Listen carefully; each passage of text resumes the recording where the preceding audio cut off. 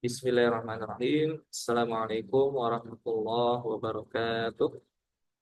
Waalaikumsalam. Waalaikumsalam Warahmatullahi wabarakatuh.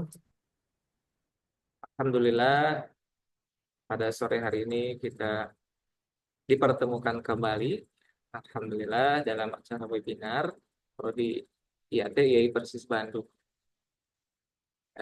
Senang sekali saya Muhammad Fajar sebagai MC bertemu dengan teman-teman semuanya.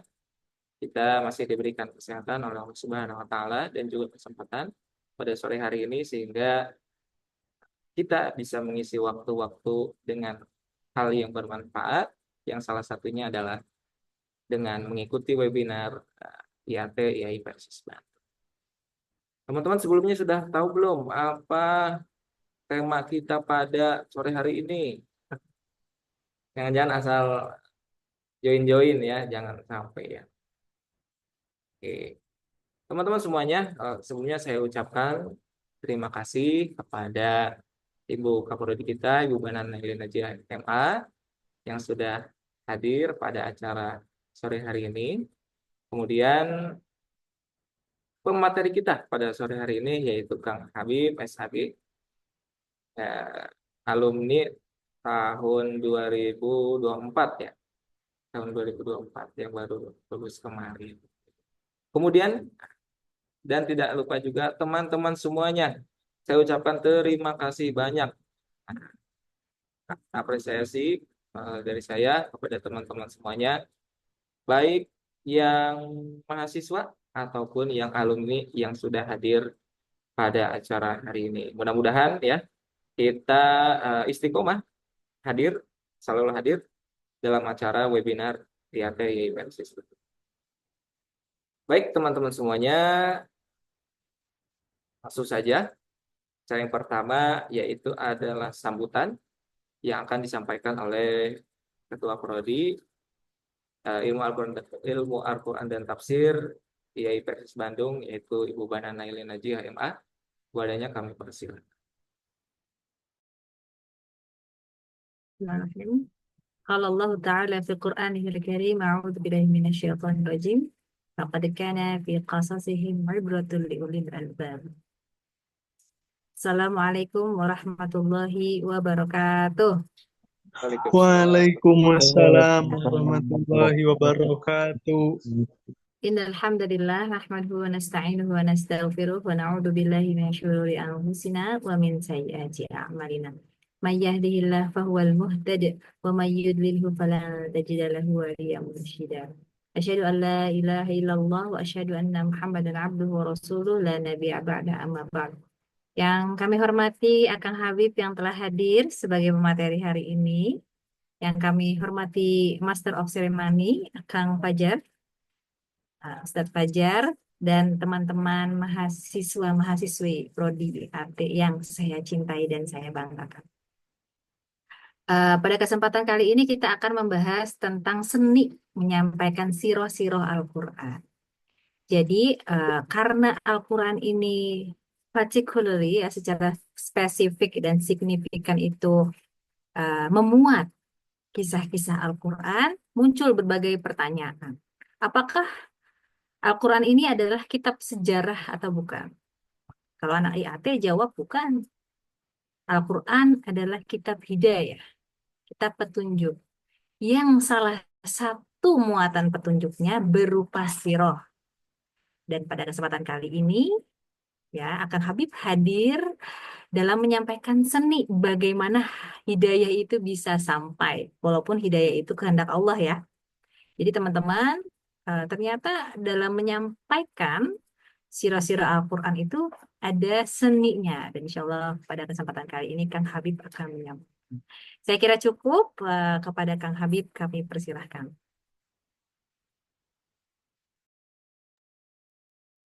Baik, terima kasih Ibu Banan selaku Kaprodi IAT IAI Persis Bandung atas sambutannya. Teman-teman semuanya pasti sudah tidak sabar untuk menyimak paparan materi yang akan disampaikan oleh Kang Habib. Namun sebelum itu, saya akan membacakan terlebih dahulu ya, CV dari Kak. Nah, ya pasti teman-teman eh, sangat familiar ya dengan Kang Habib ini atau Kak Habib ya, baik di teman-teman yang dari Imarot atau yang dari YPRS Bandung sendiri ya, baik di AT kemudian dan prodi-prodi yang lain. Saya akan bacakan terlebih dahulu CV-nya. Nama pemateri kita pada sore hari ini yaitu Kang Habibullah Ramdhani ya. Lahir di Bandung tanggal 24 Desember tahun 1999. Alamatnya kalau tidak salah di Dago ya, Kang Habib ya. Kemudian Kang Habib sendiri menempuh pendidikan dari TK, SD, SMP, SMK, yang mana SMK-nya bersekolah di SMK Darut Tauhid Boarding School Bandung. Teman-teman pasti tahu ya, yang di Geger Kalong ya, Darut Tauhid. Kemudian melanjutkan ke Mahat Al Imarot ya, mana teman-teman Mahat Al Imarot pasti tahu ya, Kang Habib. Kemudian eh, melanjutkan kuliah di eh, Institut Agama Islam Persis Bandung. Kemudian tidak hanya itu, Kang Habib juga eh, mengikuti Akademi Guru Al-Fatih Jawa Barat angkatan yang ke. Kemudian eh, prestasi dari Kang Habib sendiri ya, pernah menjadi pemimpin upacara, Masya Allah. Kemudian juara futsal dan juara sepak bola, Masya Allah. Tidak hanya dari prestasi akademik, akan tapi prestasi olahraga juga ada. Oke, kemudian juara dongeng, ya. Kemudian dan masih banyak yang lain. Dan kalau tidak salah Kang Habib ini saat ini aktivitasnya menjadi pengajar di Kutab Al-Fatih ya, kalau tidak salah Kang Habib.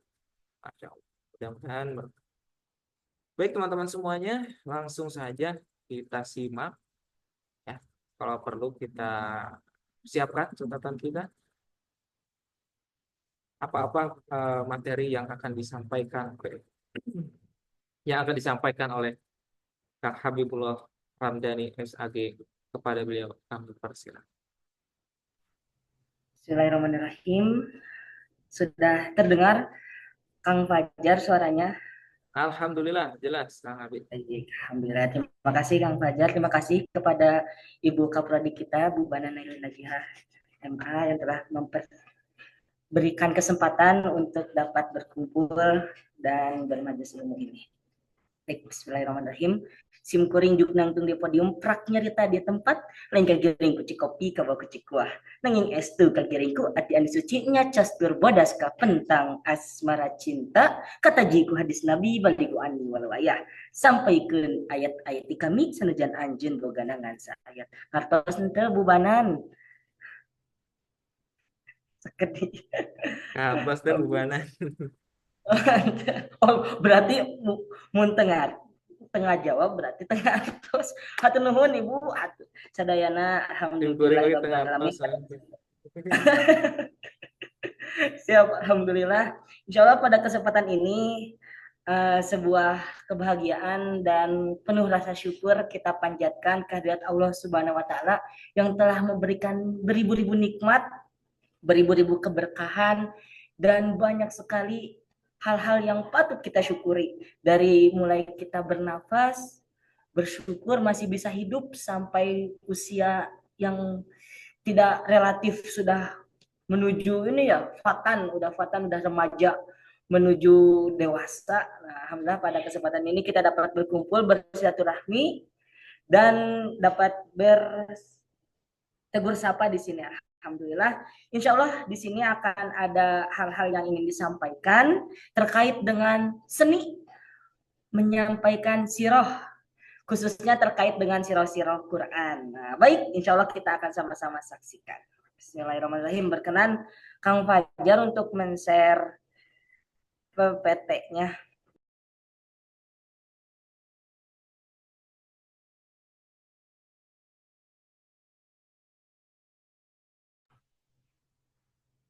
Masya Allah, sini sirah dalam Al-Quran menjelajahi kisah dan hikmah.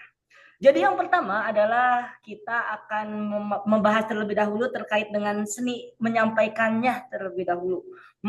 Apa ya, bagaimana sih cara menyampaikan yang baik dan bagaimana cara kita menjelaskan maksud serta rasa yang ingin kita bagikan. Baik, kita mulai. Next, Kang Fajar. Yang pertama, kita harus berlatih. Tidak hanya namanya, jangan sampai kita mau menyampaikan sesuatu itu tidak tanpa persiapan, ujug-ujug, dan tidak bersungguh-sungguh. Jadi kita harus mencoba dan berlatih. Kenapa mencoba dan berlatih ini menjadi hal yang penting? Karena mencoba dan berlatih itu menunjukkan minat kita di mana. Kalau misalnya udah ada minat, jadi yang penting itu keinginan dulu.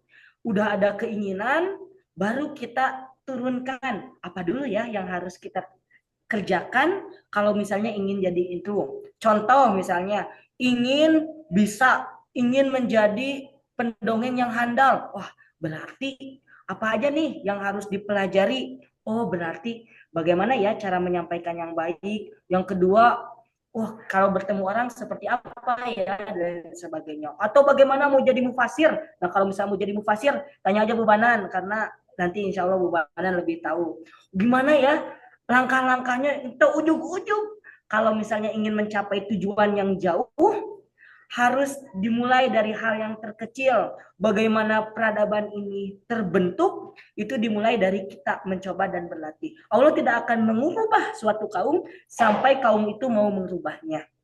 Dan sebuah perubahan terjadi dan sangat drastis itu dilakukan oleh Rasulullah SAW selama 23 tahun. Perubahan makro yang besar. Contohnya apa yang makro? Sistem bernegara, bagaimana bertemu dengan kerajaan Bizantium atau Romawi dan Persia, bagaimana mengirimkan surat, bagaimana memimpin peperangan dan lain sebagainya. Itu dari yang makro sampai yang mikro. Masuk ke kamar mandi, kaki apa dulu? Mau tidur, seperti apa dulu? Mau bertemu seseorang, jangan lupa sikat gigi dulu dan lain sebagainya. Hal-hal tersebut sudah Allah turunkan melalui Rasul kita, yaitu Nabi Muhammad SAW. Kenapa sih kisah itu menjadi hal yang penting? Karena apa? Karena banyak orang-orang yang rela menghabiskan uangnya, berlibu-ribu uang dihabiskan untuk membayar sebuah pelatihan. Pelatihan apa? Misalnya pelatihan leadership, latihan bisnis dan lain sebagainya. Itu pemateri-pematerinya tuh menjelaskan tentang apa? Menjelaskan tentang pengalaman hidupnya. Wah, dulu saya itu capek, saya itu berjuang, lelah dan lain sebagainya. Dulu saya terjatuh, tiba-tiba bangkit dan lain sebagainya. Dan pada kesempatan ini kita akan mengkaji bagaimana Rasulullah SAW sebagai suri tauladan. Allah jadikan Rasulullah sebagai tauladan yang baik untuk kita, maka patut kita harus menjadi saksi bahwa ini nih hal-hal yang baik yang Rasulullah lakukan, bisa nggak ya kita terapkan sekarang dan sebagainya. Yang pertama adalah mencoba dan berlatih. Contohnya seperti apa? Contohnya Habib alhamdulillah aladzi bini mati tati musalihat, waktu itu pernah lomba dongeng bahasa Sunda. Pertamanya tuh dari tingkat SMK, perwakilan latihan terus sehari 2 hari dan lain sebagainya, terus belajar sampai ke Kota Bandung. Di Kota Bandung alhamdulillah dapat hadiah juara 1 dan bertemu dengan diberikan masukan oleh jurinya tuh. Nanti kalau berkisah jangan sambil duduk tapi sambil berdiri. Alhamdulillah mewakili Kota Bandung dari tingkat Jawa Barat. Waktu di tingkat Jawa Barat alhamdulillah juga Allah berikan keberkahan kemenangan. Dan dari awal sampai akhir itu materinya itu tentang Ki Maribaya. Jadi sejarah terkait dengan Maribaya, bagaimana Maribaya itu bisa berdiri dan bagaimana sejarahnya. Itu tuh belajarnya berapa lama? Itu belajarnya kurang lebih sampai 1 sampai 2 tahun. Jadi nguyek itu kalau misalnya mafia khutbah, bukan mafia khutbah ya, yang suka ceramah ke sana ke sini itu biasanya tuh punya satu kata atau ceramah andalan yang bisa disampaikan di berbagai tempat. Hal itu apabila kita terus belajar, terus berlatih, tidak hanya satu, tapi banyak hal-hal yang bisa kita ambil dari apa yang kita pelajari. Jadi mencoba dan terus berlatih itu merupakan hal yang penting untuk kita ahli dalam berkisah. Wallahu a'lam bishawab. Yang kedua adalah menatap matanya. Jangan sampai kita melihat dengan mata yang kosong. Lihat ke sana, lihat ke sini, nggak jelas. Terus mata-matanya kayak yang bingung. Harus berani tatap matanya. Bagaikan siapa? Bagaikan Rasulullah. Kalau Rasulullah saat berbicara dengan seseorang, itu orang yang berada di hadapannya itu bagaikan hanya dia yang paling dicintai. Bahkan Rasulullah itu tidak, kalau misalnya dipanggil, waktu berjalan dipanggil, tidak hanya ngelihat, tidak hanya melihat kepalanya saja, tapi dengan badannya melihat siapa yang diajak berbicara. Hal itu merupakan hal yang penting, bentuk kita memahami, bentuk kita bersungguh-sungguh. Jadi jangan sampai kita lihat ke sana ke sini tapi nggak sungguh-sungguh mendengarkan dengan baik. Kalau bahasa medednya mah atau bahasa itunya mah full mindedness. Nah, eta teh full mindedness tah eta pokoknya mah. Jadi full itu penuh, mind itu otak, ness itu gitulah. Eta pokoknya mah nantilah cari akar katanya. Pokoknya mah kudu bersungguh-sungguh dalam hari ini tuh harus sungguh-sungguh, jangan menunggu masa depan, jangan memikirkan masa lalu. Hari ini berikan yang terbaik. Hari Kamis ini tidak akan kembali lagi. Hari Ahad ini tidak akan kembali lagi. Rajab sekarang tidak akan kembali lagi. Allahumma barik lana fi Rajab wa Sya'ban wa barik lana Ramadan. Dan bulan Ramadan sekarang itu adalah bulan Ramadan yang baru lagi, maka kita harus persiapkan dengan sungguh-sungguh menatap matanya. Hati-hati dengan lawan jenis ya, umat. Yang ketiga adalah bahasa ekspresif dan memiliki jeda serta rasa dan merasakan. Jadi kalau misalnya kita menjelaskan itu tergantung ada yang orang ngomong, naon sih mana bet kieu-kieu teuing cenah, atau meni lebay dan lain sebagainya. Itu memang tergantung bagaimana kita menyikapi. Tapi terkadang hal-hal tersebut termasuk gayanya. Yang penting kita tetap berhusnuzon saja bahwa saya mah pembawaannya tuh kayak gini nih, nyamannya seperti ini dan lain sebagainya. Nah, hal itu bisa kita coba, hal itu bisa kita ikhtiarkan sesuai dengan gaya kita. Rasulullah SAW itu kalau misalnya beberapa kali di hadis itu diulang sampai 3 kali karena ada rasa di sana, mungkin ada penekanan di sana dan lain sebagainya. Itu Rasulullah tuh berkata dengan perlahan, tidak, dan ada kata-kata yang beberapa kali diulang atau menggunakan kata-kata yang lainnya. Yang keempat adalah menguasai materi dan mempelajarinya. Jangan sampai kita tidak siap. Kalau misalnya kita gagal dalam mempersiapkan, sama dengan mempersiapkan kegagalan. Kegagalan atau keburukan yang terorganisir akan mengalahkan kebaikan yang tidak terorganisir. Karena kadang banyak yang mau tawuran itu, misalnya tawurannya jam 7 malam, sebelum maghrib udah siap-siap, kumpul, udah siapin, udah ngasah dan sebagainya. Tapi kalau mau ngaji berbeda lagi. Jadi mau tawuran juga perlu persiapan. Kalau misalnya kita mau kebaikan juga perlu persiapan. Baik, kita lanjut ke kisahnya. Ini akan mencontohkan bagaimana sih contoh menjelaskan kisah di dalam Al-Quran. Yang pertama adalah surah Al-Fatihah. Surah Al-Fatihah ini kita diulang-ulang selama 17 kali dalam sholat kita, sholat wajib kita. Dan hal itu kita sering mendengar, dan di ayat tersebut yaitu ihdinas siratal mustaqim, auzubillahi minasyaitonir rajim, ihdinas siratal mustaqim, tunjukilah kami jalan yang lurus. Jalan yang lurus itu jalan yang seperti apa? Jalan orang-orang yang telah engkau beri nikmat atas mereka. Nah, bukan orang jalan yang bukan engkau ridhoi dan bukan mereka yang sesat. Jalan mereka yang diberi nikmat itu seperti apa? Nah, itu nanti bisa dijelaskan sama para ahli mufasir ya. Nah, di sana juga dijelaskan orang yang diberi nikmat itu adalah siddiqin, orang-orang yang jujur, nabiin, syuhada dan lain sebagainya. Orang-orang seperti itu tuh diberi nikmat. Lah, kumaha rasionalnya? Nabi dikasih nikmat. Orang-orang syuhada udah mau mati dikasih nikmat. Terus orang-orang soleh, orang-orang jujur diberi nikmat. Kayak gimana? Nabi ada yang dibunuh. Terus syuhada jelas-jelas dibunuh. Orang-orang jujur ada yang dibakar dan sebagainya. Gimana? Nikmat dari mana?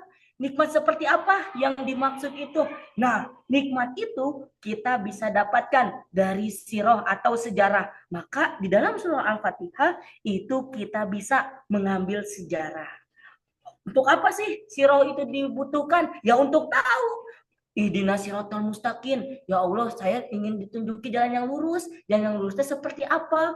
Kayak Nabi, kisah-kisah Nabi. Oh, berarti jalan yang lurusnya Nabi. Oh, cari itu baca sirah Nabi.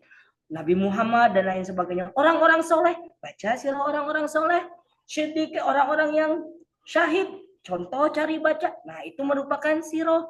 Nah, di Al-Fatihah juga dijelaskan. Yang kedua, 1/3 Al-Quran berisi tentang kisah. Banyak Ustadz menyampaikan, Ustadz ini 1/3, ini 1/3. Nah, karena kita mau akademisi ya silakanlah cari di Google Scholar, tulis, nanti di copy paste, dan nanti direfrasa. Nah, itu 1/3 Quran berisi tentang kisah. Dan hal itu merupakan penting, hal penting bahwa kisah-kisah di Al-Quran itu sebagai apa? Sebagai penguat untuk Rasulullah. Yang ketiga, 95% kisah itu turun di periode Makkiyah. Jadi ayat-ayat Makkiyah itu menjelaskan terkait dengan sirah. Itu banyak yang menceritakan tentang sirah. Contohnya apa? Contohnya ayat-ayat yang turun di Makkiyah itu umumnya kata-katanya tuh lebih ke keimanan, ketauhidan kepada iman dan hari akhir. Dan menceritakan sejarah-sejarah Nabi. Bahkan di dalam Al-Quran juga dijelaskan bahwa ada kisah, dijelaskan tadi dibacain sama pembukaan di mukadimahnya Bubanan di surah Yusuf ayat 111 bahwa kisah itu menjadi ibroh, atau ibroh itu apa? Ibroh itu pelajaran atau bisa diartikan sebagai jembatan. Jadi kalau misalnya mau cari jalan pintas untuk menyeberang jembatan, misalnya ke nikahan kurva melewati jembatan bayar 2.000 di jalan, nah itu tuh kalau misalnya muter jauh, tapi karena lewat jembatan itu meskipun berbayar. Jadi maksudnya tuh jembatan itu bisa memotong dari hal-hal yang tidak. Jadi kalau misalnya kudu nyelam dulu, tidak usah kuliling-kuliling dulu. Allah berikan ibroh, pelajaran bagi orang-orang ulil albab. Wah, anak-anak Hima Persis senang ya ulil albab. Nah, silakan gali itu ibroh, pelajaran. Nah, untuk orang-orang yang berpikir, maka kita coba cek. Rasulullah saat periode Mekah itu dalam kondisi banyak yang menentang.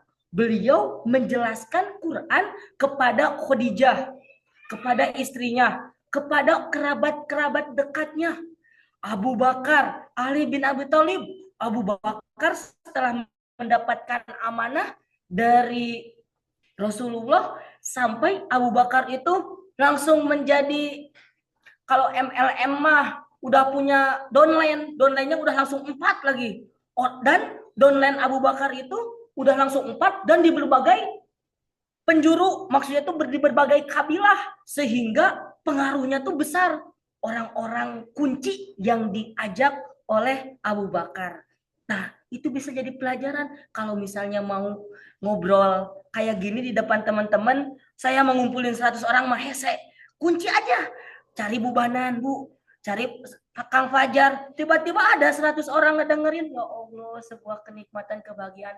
Semoga Allah luruskan. Nah, itulah Abu Bakar. Cari orang-orang kunci sehingga bisa memberikan kesempatan untuk beramal soleh. Bahkan kalau misalnya ditimbang amal Abu Bakar sama orang-orang yang lain, wah, Wah, downline-nya udah banyak dan lain sebagainya. Abu Bakar sangat luar biasa. Kenapa Abu Bakar orang yang dipilih? Karena Abu Bakar banyak sekali kemiripan dengan Rasulullah. Yang pertama adalah kelembutannya. Abu Bakar itu baca Quran nangis, guys. Jufar, antum sholat udah nangis belum? Astagfirullah, Abu Bakar menangis. Nah, ya Allah, semoga Allah kuatkan hati Jufar. Semoga bisa menangis. Dan ya begitu, ya Allah. Nah, dan lain sebagainya. Semoga jadi jangan ngantuk ya. Teman-teman masih ada hadir ya Allah. Lanjut ya. Hadir, Kak, Lanjut. hadir. Baru dikit. Noh, gimana itu? Maka harus nangis. Abu Bakar waktu baca Quran nangis sampai mau jadi imam juga. Ya Allah, saking jangan Abu Bakar. Karena saking menghayati dengan Al-Quran. Rasulullah lembut dan Abu Bakar juga lembut. Rasulullah betul, jujur, dan Abu Bakar juga jujur. Bahkan Abu Bakar as-Siddiq benar. Karena orang itu kalau misalnya benar akan berkeliling atau bersama dengan orang-orang yang baik. Contohnya siapa? Contohnya Hamka pernah ada ditanya, kenapa ya katanya tuh di Mekah teh banyak pelacurnya dan sebagainya. Karena nyarinya itu. Tapi kalau misalnya kami mau kemana, ke Mekah, ke Madinah dan sebagainya, atau ke Amerika, ada orang ke masjid dan sebagainya. Karena apa? Karena orang itu akan berkerumpul, akan bersama dengan orang-orang yang sesuai dengan frekuensinya. Maka kita harus pandai memilih teman bagaikan Rasulullah. Anaknya baik, Allah pertemukan dengan Abu Bakar sehingga selaras, sama-sama ingin kebaikan, sama-sama ingin kebenaran dan sebagainya. Contohnya siapa? Umar bin Khattab. Umar bin Khattab itu tahu mana yang benar, mana yang salah, sehingga waktu mau masuk Islam itu diangkat lehernya. Mau sampai kapan kamu masuk Islam?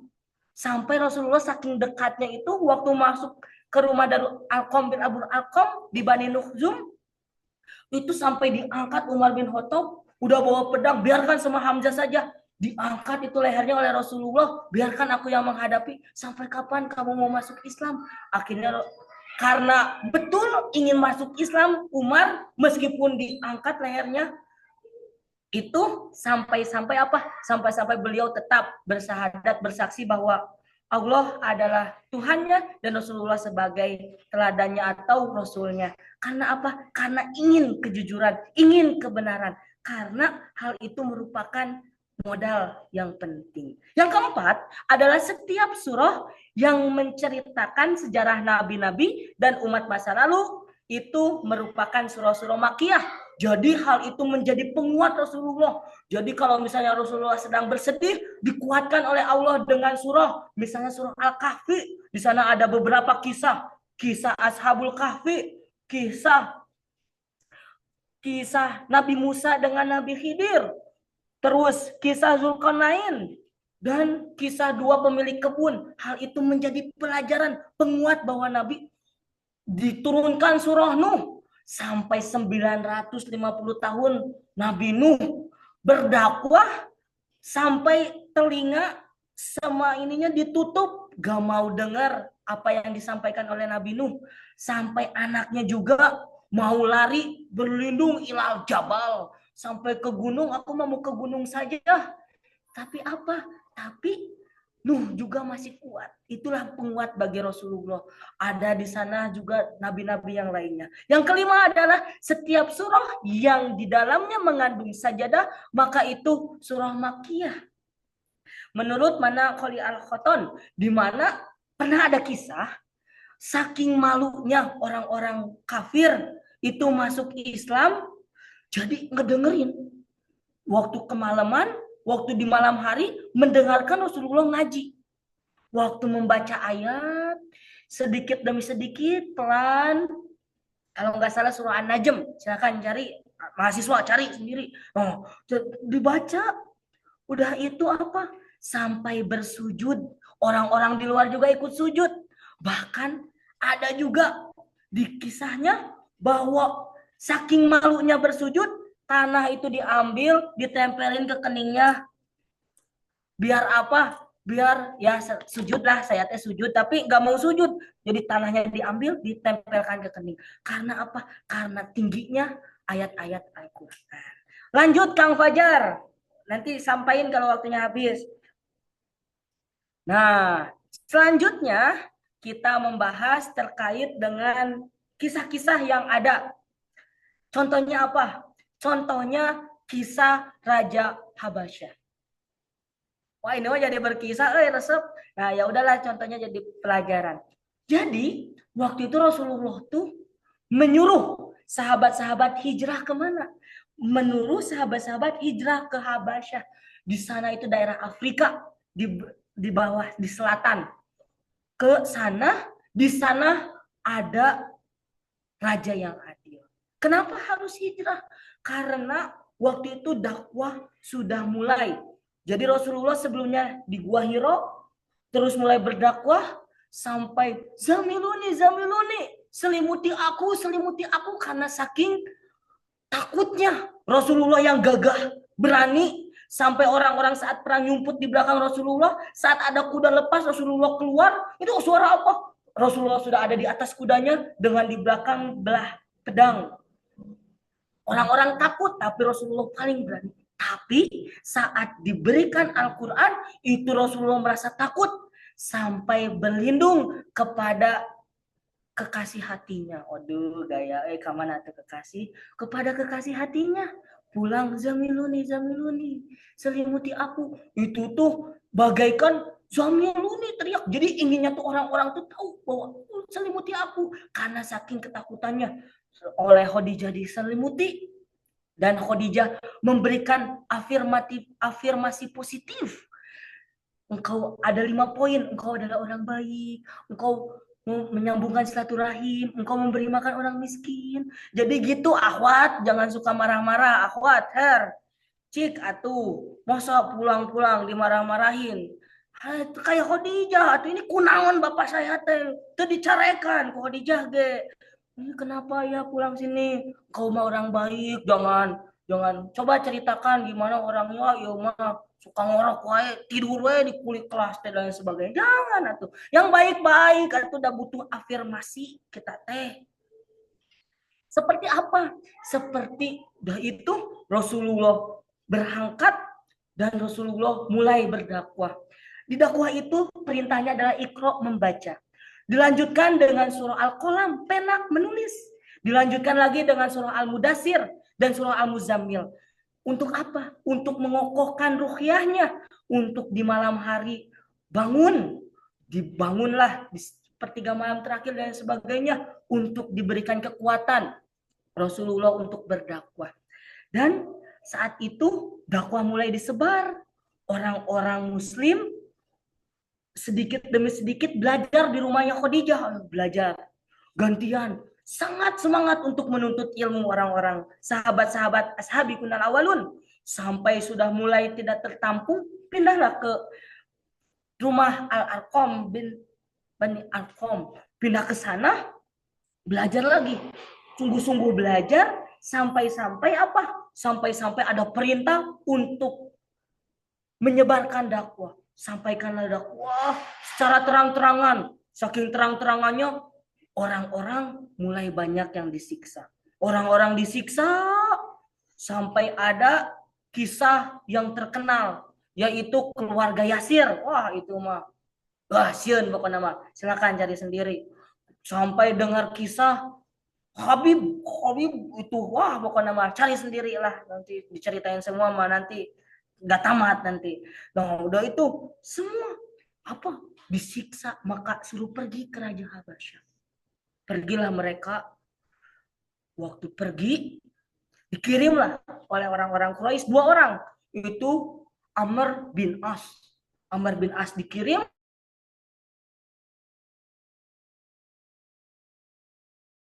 Ya, sepertinya terputus ya. Kita tunggu sebentar.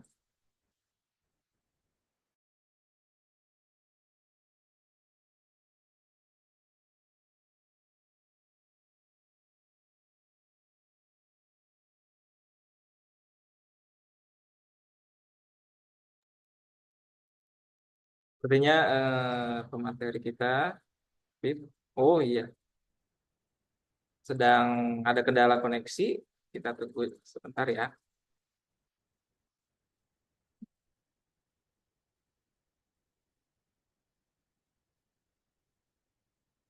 Kita yang dengar, kita juga yang ngos-ngosan ya, teman-teman.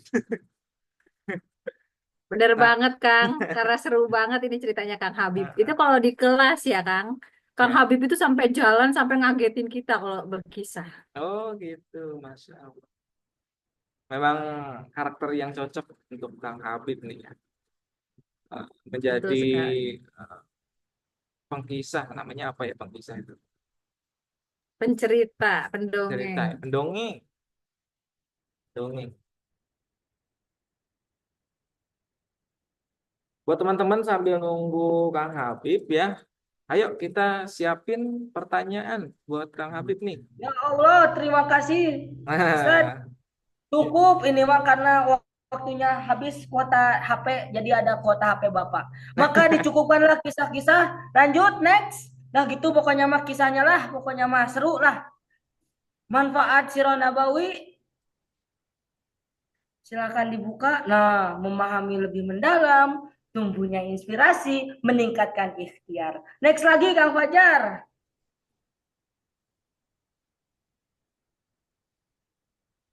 Wah, manfaat sirah. Nah,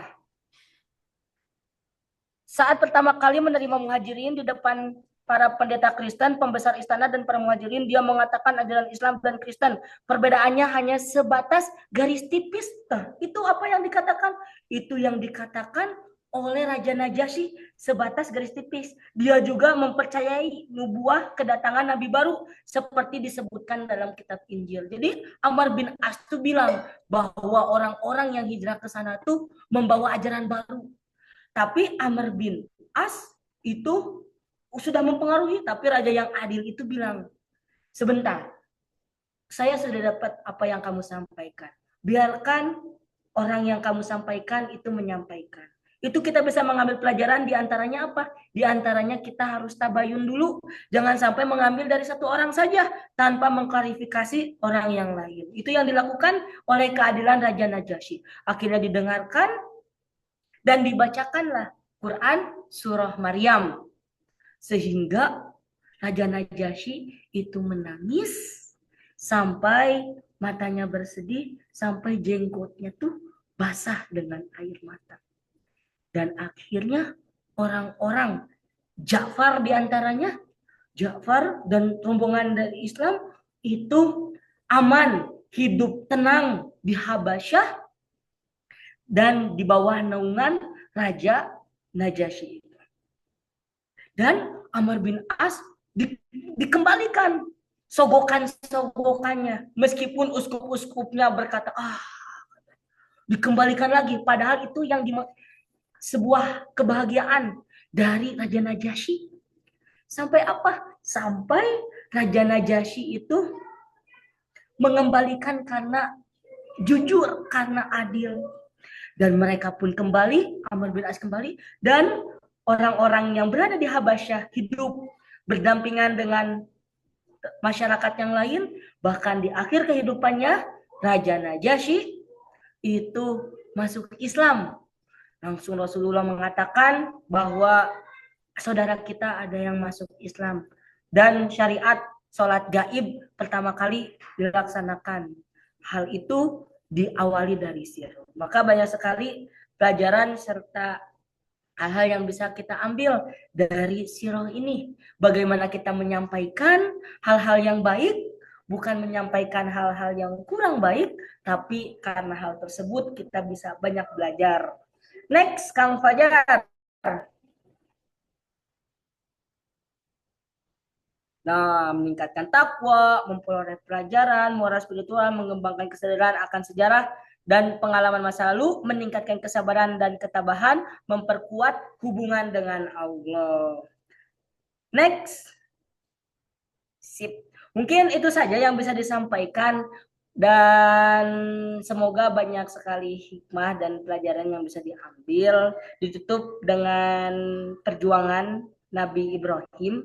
Nabi Ibrahim adalah sosok yang tadi disampaikan Kang Fajar pertanyaannya, Khalilullah, orang yang menjadi kekasih Allah. Rasulullah itu disandingkan dengan Ibrahim. Ibrahim itu seperti apa? Ibrahim itu waktu fatan, usia remajanya atau usia pemudanya itu melawan lingkungan atau masyarakat yang sangat luar biasa. Bahkan orang-orang sekarang, orang-orang pemuda itu umumnya tuh butuh dengan afirmasi positif atau butuh dengan pengakuan. Makanya banyak TikTok, Instagram, di WhatsApp ini berapa yang lihat ya, ini berapa yang like ya, ini berapa ya, dan sebagainya, berapa yang subscribe ya.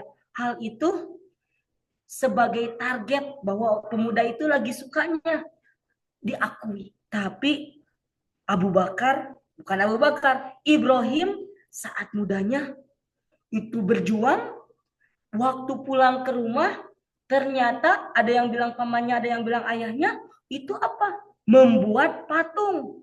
Bahkan di rumahnya sendiri tidak ada yang memberikan semangat. Seberapa kuatnya Ibrahim.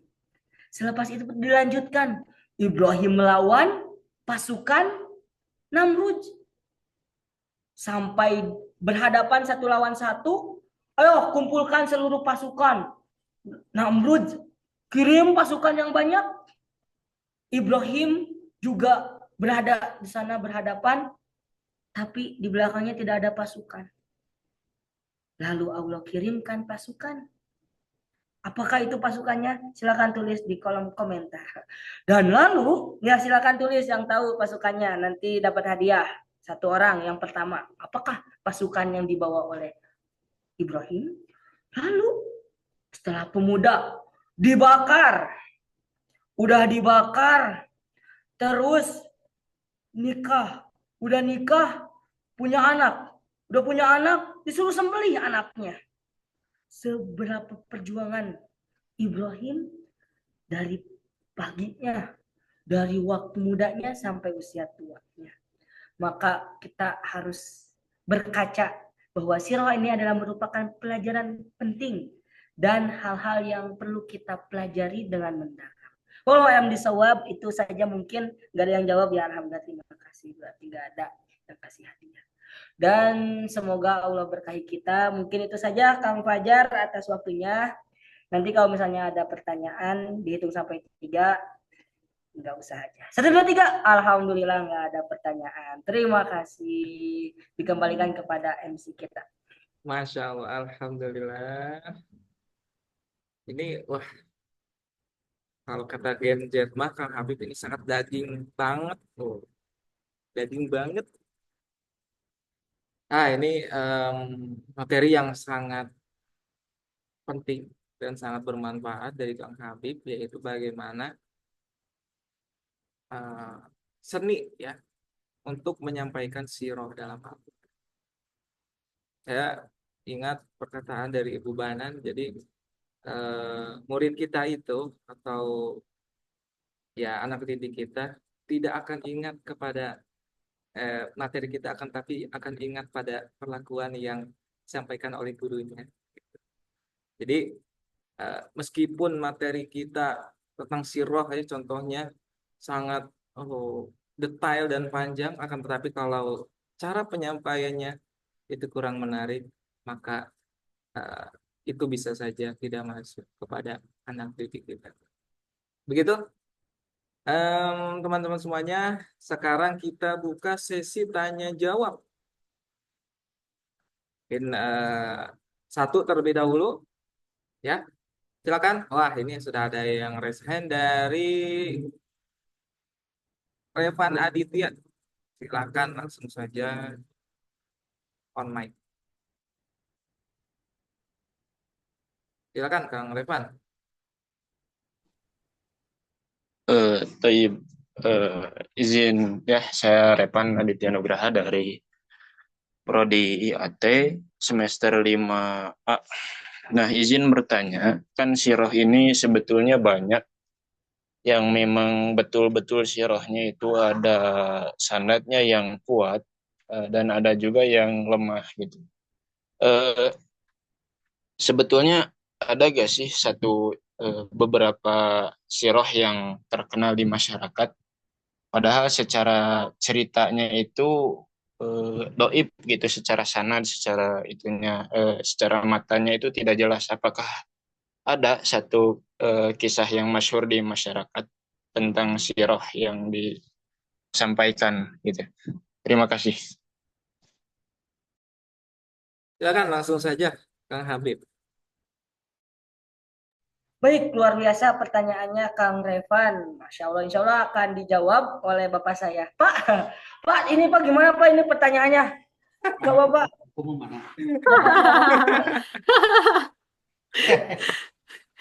Karena beliau ini bapaknya juga adalah alumni dari Prodi AT ya teman-teman ya. Ini bapaknya yang disuruh jawab nih karena Masya ayah dan Allah. anak itu alumni. Nah, silakan nih Pak D ya teman-teman perkenalkan ini kita biasa memanggil beliau sebagai Pak D Munawar. Beliau adalah lulusan IAT tahun 2023 ya, seperiode sama Kang Fajar. Ya. Ini keren sekali kolaborasi antara ayah dan anak. Harusnya waktu lagi di flyer tuh ditaruh dua-duanya ya. Monggo Pak D, kemarin kita sempat membahas dengan Pasca Sarjana tentang ad-dakhil itu. Nah ini monggo Pak D. Ya, Bismillahirrahmanirrahim. Pertanyaan kalau sudah menyangkut sumber ini sebenarnya kita perlu mengenal pembedaan mengapa harus ada istilah siroh, sementara sesungguhnya sudah ada istilah sunnah Rasul. Siroh ini dicirikan sebenarnya dua. Yang pertama, siroh cenderung ditulis secara kronologis. Sementara kalau sunnah Rasul itu berupa biasanya tematik, disusun di buku-buku yang sifatnya tematik. Kemudian yang kedua, penulisan kitab-kitab ini, kitab-kitab sunnah itu, sunnah Rasul itu sangat memperhatikan yang namanya sanad dan matan itu harus memenuhi syarat gitu. Dan kemudian diberi keterangan-keterangan kalau misalnya ada kelemahan. Sementara yang namanya siroh cenderung lebih longgar dalam hal ini. Karena tujuan daripada penulisan siroh itu terutama adalah mendapatkan inspirasi, mendapatkan ya gambaran tentang kira-kira dari kehidupan Rasulullah itu saya bisa mengambil pelajaran apa. Sehingga memang buku siroh apapun itu tidak terlalu ketat di dalam menyeleksi hadis-hadis atau sumber-sumbernya. Bahkan misalnya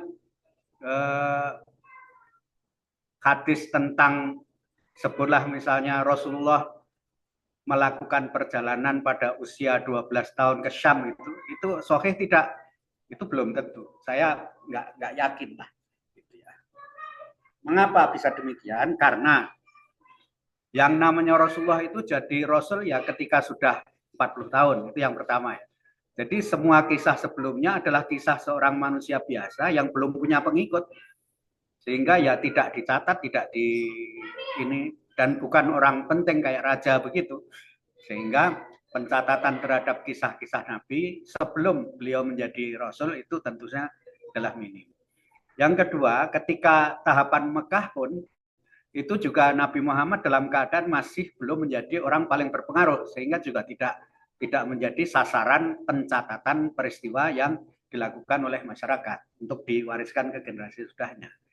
Ini berbeda dengan ketika sudah Madaniyah. Nah, ketika sudah di Madinah itu sudah mulai banyak yang mengingat-ingat dan mencatat. Makanya kalau kita lihat sejarah misalnya perang Badar itu seakan-akan dari menit ke menit itu ada, ya minimal dari jam ke jam itu selama satu hari itu ada riwayatnya. Karena apa? Karena banyak yang sudah ikut. Sementara riwayat Isra Mi'raj itu banyak gelap. Kalaupun ada itu hanya 1-2 sumber yang tidak terlalu banyaklah sumbernya. Gitu. Nah itu penyebabnya. Karena itu memang sirah itu tidak terlalu ketat dalam hal itu. Namun gitu ya, sudah ada upaya-upaya dari ulama-ulama yang lebih kontemporer masa kini untuk melakukan seleksi sehingga cerita-cerita yang tidak masuk akal itu berusaha dihilangkan. Nah, ini sesungguhnya ada dua aliran ini penulisan sirah itu. Yang pertama yang mengutamakan kebenaran cerita, yang kedua yang mengutamakan inspirasinya, ibrohnya. Gitu. Nah ini banyak misalnya yang ibroh itu misalnya Said Ramadan Al-Buti, kemudian ini Mustafa Masyhur, Said Hawa, yang ikhwan-ikhwan itu biasanya begitu, itu yang ikhwanul muslimin. Kemudian ada yang mengutamakan kesahihan sumber. Misalnya kalau bagi yang rada salafi ya, ini dianjurkan ini misalnya ini nih saya tunjukin ya. Ini biografi Rasulullah Mahdi Rizqullah Ahmad, studi analisis berdasarkan sumber-sumber yang otentik. Ini beliau ini sudah berusaha mencoba hanya yang berdasarkan yang sahih-sahih saja. Gitu. Jadi kalau yang wahai para salafiyun jangan lupa beli buku ini.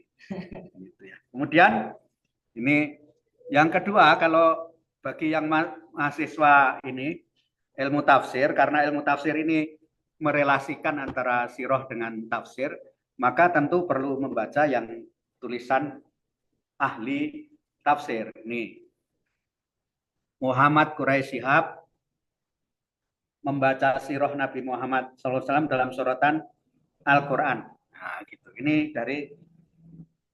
beberapa contoh. Begitu banyak variasi dalam penulisan sirah, sehingga jangan ragu untuk membuka ya, kecuali kalau bagi yang anti Syiah ya jangan membaca yang sumber Syiah, nanti emosi sendiri nanti gitu, kira-kira begitu. Jadi nah kalaupun cerita-cerita yang mungkin tidak masuk akal atau mungkin cerita-cerita yang sesungguhnya malah menurunkan derajat atau kemuliaan Nabi Muhammad, ya nggak usah diceritakan, nggak usah disampaikan.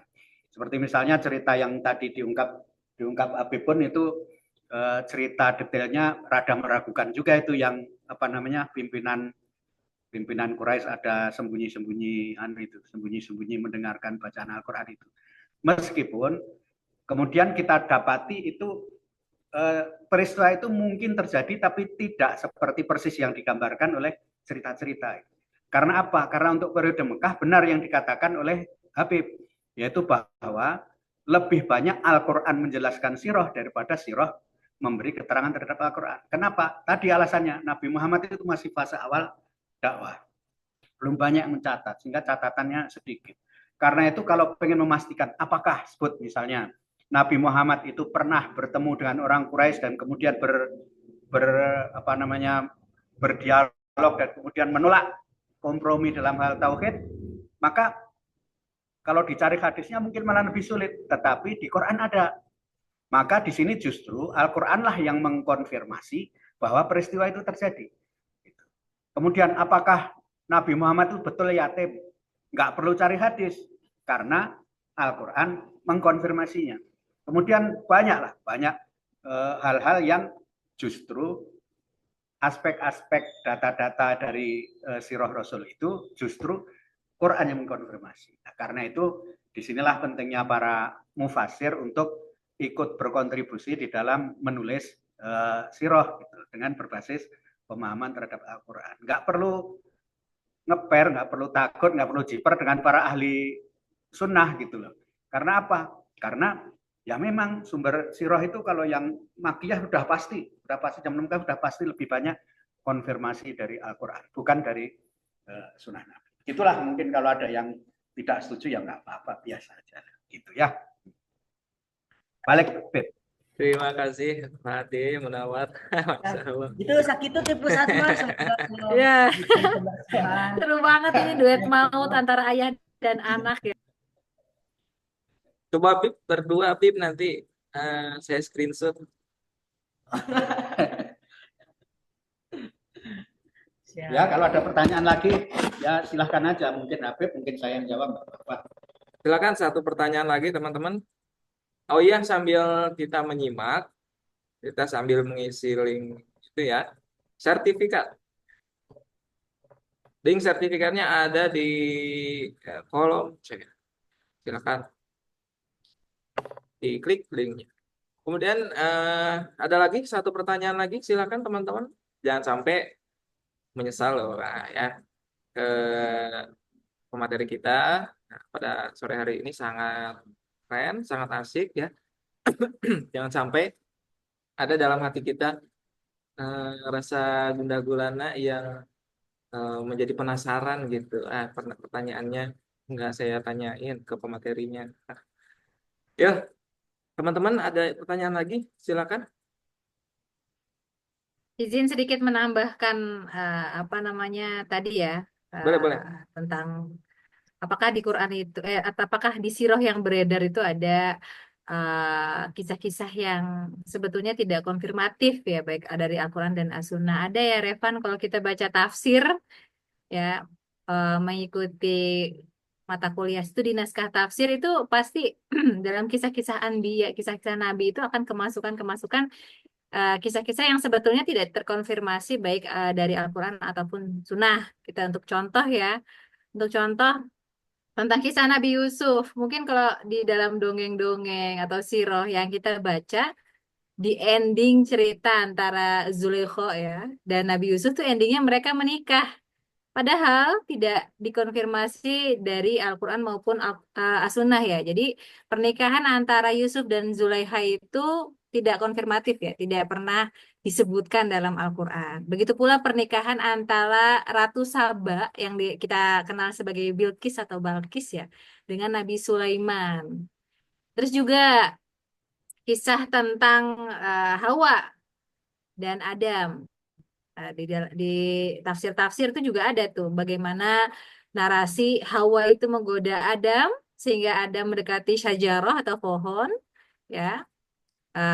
Dan Hawa ini menjadi penyebab bagi keduanya untuk turun dari surga. Nah, ini adalah kisah-kisah yang tidak konfirmatif ya. Atau kalau misalnya dalam disiplin ilmu tafsir kita sebut sebagai ad-dakhil ya, infiltrasi atau kemasukan yang harusnya dibersihkan dari tafsir-tafsir Al-Qur'an. Seperti itu contohnya ya, Revan, semoga menjawab. Nih ada lagi pertanyaan dari Kang Abdul Hafid, mangga Kang.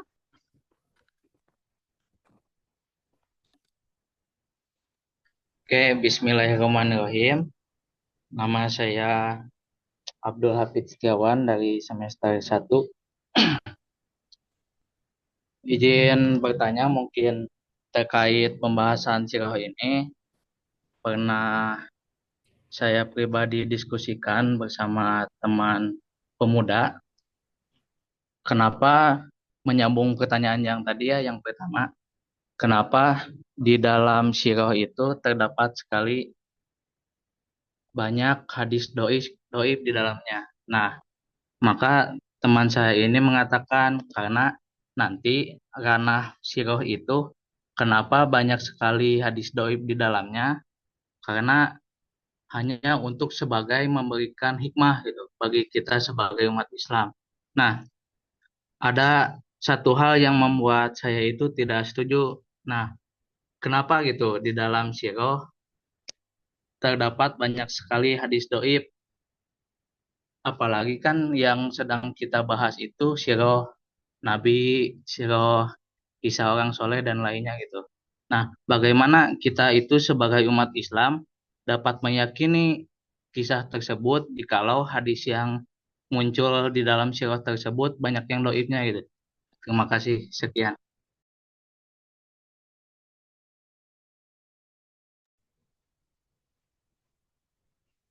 Ya, terima kasih pertanyaannya. Insya Allah dijawab sama Bapak, Pak. Ya, ya begini ya. Sebagaimana memang tujuan penulisan sirah itu memang tidak untuk dalam hal hukum, maka dia tidak terlalu ketat di dalam melakukan seleksi hadis. Bahkan kitab-kitab sirah yang paling tua sekalipun itu kadang juga hilang ininya apa namanya sanad-sanadnya itu. Karena apa? Karena yang paling tua yang sampai kepada kita itu kan sirah Ibnu Hisham. Sementara sirah Ibnu Hisham itu sebenarnya cuma menulis kembali sirah Ibnu Ishaq. Sirah Ibnu Ishaq itu lama tidak bisa ditemukan ininya apa namanya sumber aslinya. Baru setelah era modern ada yang mencoba menemukan dan kemudian menuliskan kembali gitu. Dan itu orang barat justru yang menemukan gitu. Dan ternyata memang ya mirip-mirip saja dengan Sirah Ibnu Hisham. Nah, kalau coba dibaca Sirah Ibnu Hisham, di Sirah Ibnu Hisham juga kadang ada sanad, kadang tidak. Kalaupun ada sanad itu juga tidak ada penilaian tentang sahih tidaknya. Makanya ketika membaca sirah usahakan supaya ya tidak terlalu yang kurang terkenal lah, hanya apa namanya penulisnya yang terlalu kurang dikenal gitu. Makanya cukuplah misalnya Ibnu Hisham, kemudian kalau dari yang modern misalnya Al-Mubarakfuri atau Husain Haikal gitu. Itu cukup baik dan yang saya anjurkan tadi gitu ya. Jadi kita berpasrah itu kalau sudah baca ini ya berpasrah, mudah-mudahan aja Om Mahdi Rizqullah ini, Syekh Mahdi Rizqullah ini sudah melakukan dengan sangat teliti bahwa apa yang diungkapkan di sini itu adalah sudah berusaha dibersihkan dari sumber-sumber yang buruk. Makanya jangan sembarang. Minimal janganlah kalau yang Ja'fan Subhani gitu, jangan nanti emosi sendiri gitu ya. Gitu. Karena ditulis dengan cara Syiah.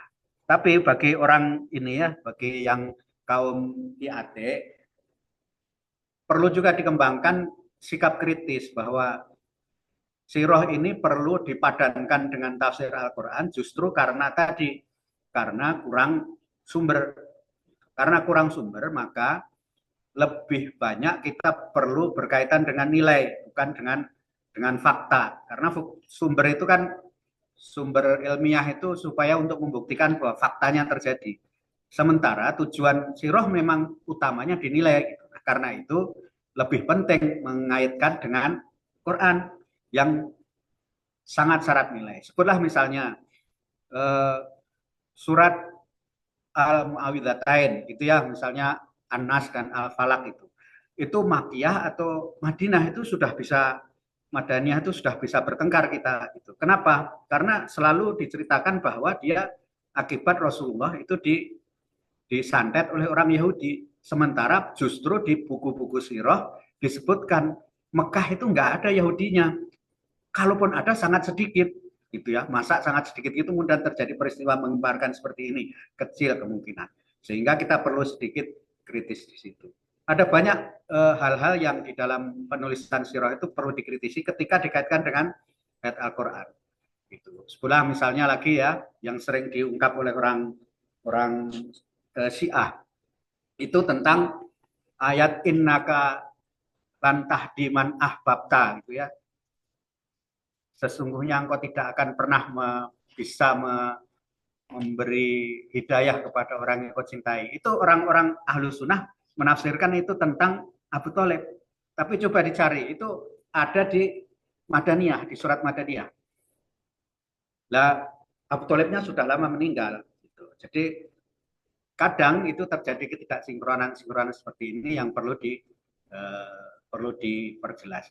Nah, karena itu kemudian ada cara lain gitu ya untuk bagaimana melakukan sinkronisasi antara Al-Quran, Sunnah, dan Sirah ini. Satu di antaranya yang barangkali mungkin ketika kuliah saya belum mendapatkan secara cukup baik dari IAT ini ya, yaitu tentang tafsir yang berbasis nuzul, hasbun nuzul, atau yang sering disebut tafsir nuzuli. Yang sesungguhnya sebuah kajian yang menarik juga, mungkin kalau ada yang skripsinya tentang itu bagus juga itu, karena sampai sekarang pun urutan surat turun itu masih banyak versi. Misalnya di tulisan Aksin Wijaya itu paling tidak diperbandingkan 3, ada yang versi Al-Jabiri, ada yang versi Noldeke dan sebagainya gitu. Jadi ada masih banyak yang secara ilmiah bisa dipertanyakan, termasuk secara ilmiah tentang keabsahan sumber-sumber hadisnya. Tapi itu tidak mengurangi pentingnya untuk menyertakan sirah di dalam tafsir atau menggunakan Al-Quran dalam menulis sirah. Karena keduanya ini saling memperkuat, saling mengkonfirmasi.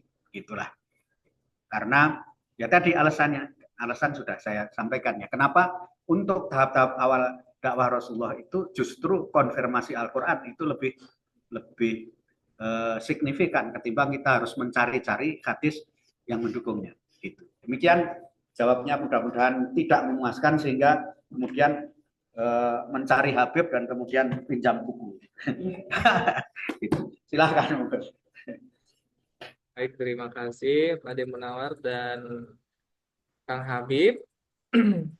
Jawabannya tidak terasa teman-teman semuanya, kita sudah berada di penghujung acara. Biasanya kalau yang suatu tidak terasa ini pasti seru banget ya, sampai-sampai waktu pun berjalan terasa cepat. Oke, sebelum kita tutup, oh iya tidak lupa untuk kita foto bersama terlebih dahulu ya. Teman-teman silakan diaktifkan videonya, Ya, kameranya. silakan dibuka kameranya teman-teman. Jadi saya screenshot. Wah, Masya Allah ada yang lagi di jalan, ada yang lagi di dalam mobil, di dapur ya. Masya Allah semangatnya teman-teman, terima kasih semuanya ya. Masih bisa menyempatkan untuk mengikuti webinar pada sore hari ini ya. Saya hitung ya. Bismillahirrahmanirrahim. 3, 2, 1. Oke. Sekali lagi. 3, 2, 1. Lagi. 3, 2, 1. Sebentar.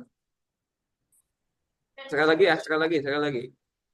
3, 2, 1. Oke. Saya ucapkan terima kasih kepada teman-teman semuanya. Alhamdulillah sangat meriah acara pada sore hari ini meskipun melalui Zoom. Alhamdulillah kita acara ini berjalan dengan lancar. Saya ucapkan juga terima kasih kepada pemateri kita Kang Habib yang sudah mengisi acara pada sore hari ini dan juga Ibu Banan sebagai Kaprodi yang sudah hadir pada sore hari ini. Oh ya, dan juga Bapak Munawar, Masya Allah, yang saat ini sedang menempuh pendidikan S2 di IAIP. Matur nuwun nggih, Pak De. Matur nuwun, Pak De. Sama. Oke. Teman-teman semuanya, terima kasih sudah hadir pada sore hari ini. Jangan lupa untuk mengisi link sertifikat. Dan juga sampai ketemu di acara webinar selanjutnya bulan depan, insya Allah. Saya Muhammad Fajar, pamit undur diri untuk pada acara sore hari ini. Saya ucapkan wassalamualaikum warahmatullahi wabarakatuh. Waalaikumsalam warahmatullahi wabarakatuh. Terima kasih. Selamat liburan, teman-teman. Selamat liburan. Terima kasih, Kak. Ikram nih, ini Ikram nih cantik pisan itu. Ya, ode temu panjang. Ya, Ode mana Ode? Makasih Habib. Men, Habib, Usman, jazakallah ganteng gitu khair. Usman,